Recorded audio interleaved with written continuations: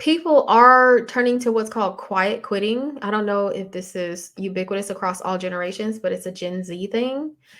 And this is people's answer to grind culture and burnout. Now, quiet quitting is the phenomenon for which you're not outright quitting your job, but you're quitting the idea of going above and beyond.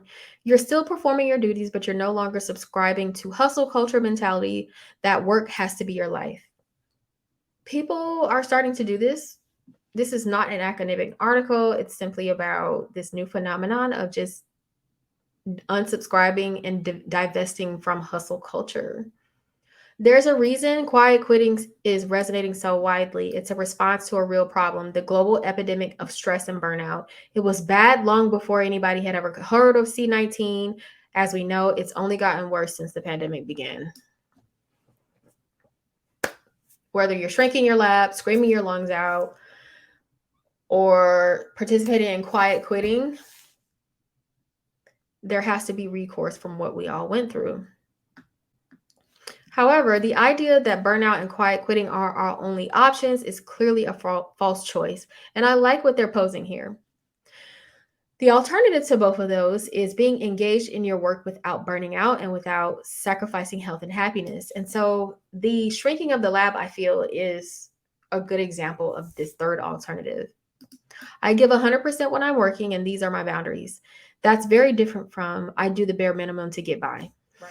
Immediately, I started thinking about, okay, is quiet quitting for everyone? And lo and behold, someone has thought about that. Staying within one's job description sounds like a solution for burnout, but the TikTok trend can have long-term repercussions, especially for certain groups. Managers already underestimate women's potential. They're 14% less likely to be promoted than their male counterparts. Many Black employees feel they need to work twice as hard due to unfair performance reviews and overdue promotions.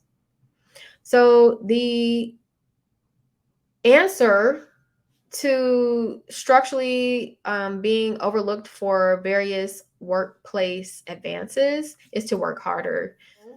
If you quiet quit or divest from hustle culture, that will lessen your likelihood of standing out for a promotion.